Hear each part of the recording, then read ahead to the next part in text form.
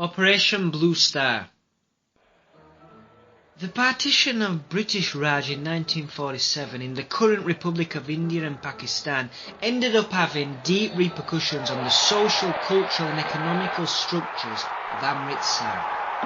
Amritsar is a city located in the northwestern part of India, in Punjab state, which was split up into two parts.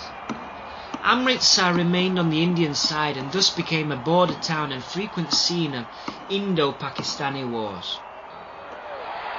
Lahore, Amritsar's closest neighbouring city, stayed on the Pakistan side, where 50% of the population is made up of Muslims, but just like in Amritsar, the other 50% of the population is Sikh and Hindu. Amritsar and Lahore had to deal with the worst riots and violence throughout the partition of India, and subsequently the Muslim residents of Amritsar left en masse.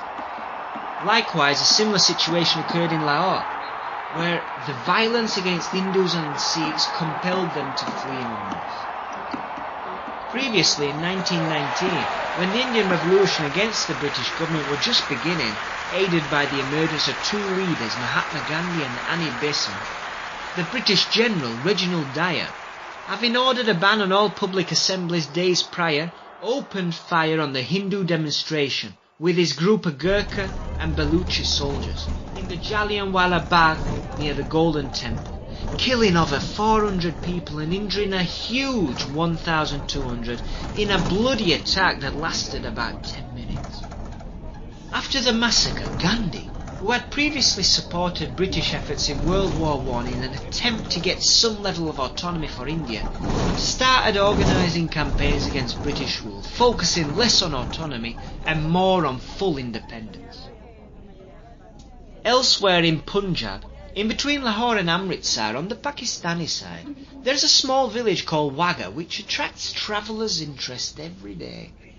Each evening, 2 hours before sunset, the two flags of Pakistan and India are lowered at the Wagah border, and there's a ceremony where soldiers from both Pakistan and India goose-step around on their own side with towering turbans and whilst dressed in full army attire.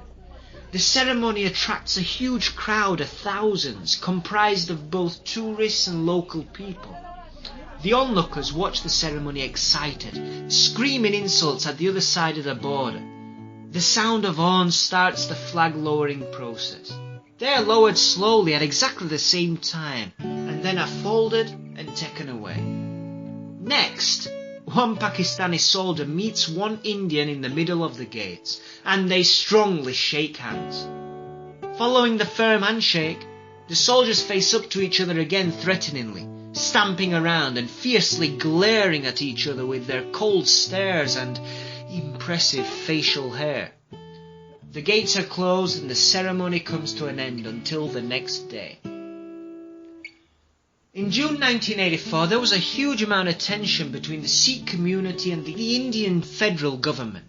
There had been many murders committed by the Punjab separatist movement led by Jarnail Singh Bhindranwale. For 6 years, Bhindranwale had been telling his followers that Sikhs had become slaves to the majority Hindu population.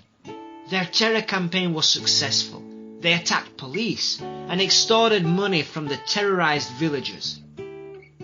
Bhindranwale and his followers hid away with a lot of weapons in the holiest, most sacred Sikh palace, the Golden Temple, Akal Takht, demanding independence for Punjab. After a long drawn-out negotiation, the Sikh leader and his followers turned down calls to lay down the weapons. The subsequent response from the then Prime Minister of India, Indira Gandhi, was to give them an ultimatum before forcibly ousting them from the sacred palace. At last, on the 4th of July, Indira Gandhi and the government put a curfew on the entire state and gave the order to the Indian army to assault the Golden Temple, Akal Takht. The operation was led by General Kuldip Singh Brar and was carried out with the Special Forces Unit and the Paratroopers Unit. Infantry, artillery, 6 tanks and helicopters attacked the temple, but the temple was heavily fortified. Young Sikhs emerged from manholes to fire and lob grenades, causing havoc, before hiding back underground in secret tunnels. The defences of the temple were ingeniously thought out. But after a lengthy 7 days of heavy fighting and bloodshed, the Indian army took back the battle-worn temple. The followers and the leader Bindranwale were killed in the attack, along with nearly 100 Indian army soldiers. Sadly, in addition, more than 500 pilgrims who weren't able to escape when the attack began were killed too. The Sikh community considers the attack as the gravest desecration of their holy place, and the aftermath of the military action was even more horrendous than the operation itself. 4 months after the operation, on 31st of October 1984, the Prime Minister Indira Gandhi was on her way to have an interview in New Delhi. As she passed the gate, guarded by her 2 bodyguards, Setwant Singh and Beant Singh, the 2 guards opened fire on the Prime Minister. Beant Singh fired 3 rounds into her abdomen, and Setwant Singh's 30 rounds from his submachine gun. After the shooting, both men put down their weapons, and Beant Singh said, "I've done what I had to do. You do what you want to do."